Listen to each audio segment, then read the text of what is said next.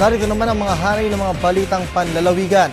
Upang malaman ang kahandaan at kakayahan ng pulisya sa Region 9, isang pre-annual inspection ang isinagawa ng PNP Region 9 sa Dipolog City.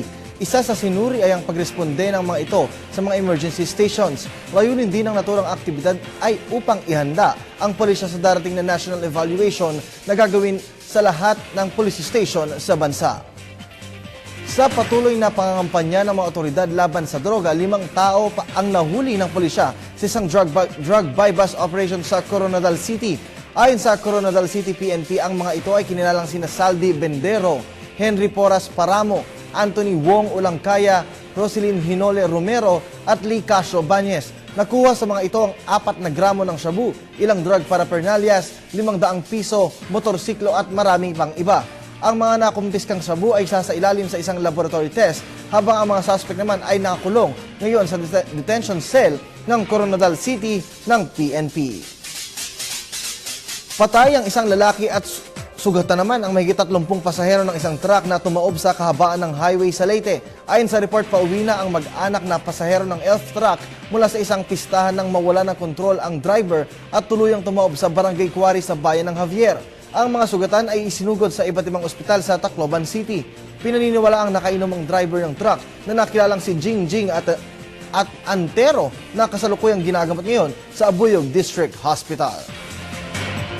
Samantala, sundan natin ang daloy ng mga sasakyan sa mga lansangan sa Metro Manila sa pamamagitan ng traffic update ni Haji Camino Live. Haji?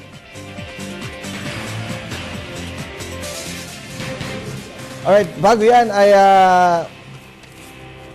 Samantala, positibo ang National Competitiveness Council na mapapalakas pa ang competitiveness level ng rehiyon sa bansa. Ito ay sa pamamagitan ng isinusulong na Public-Private Partnership ng PNP o ng PPP sa Administrasyong Aquino. Alamin natin ang ulat mula kay Jonathan Llanes ng PTV Baguio.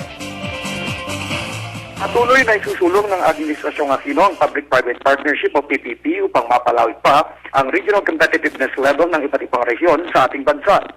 Sa isinagawang Baguio Regional Roadshow Leg ng National Competitiveness Council, sinabi ni Guillermo Luz, co-chairman ng NCC, na kumakatawan din sa pribadong sektor.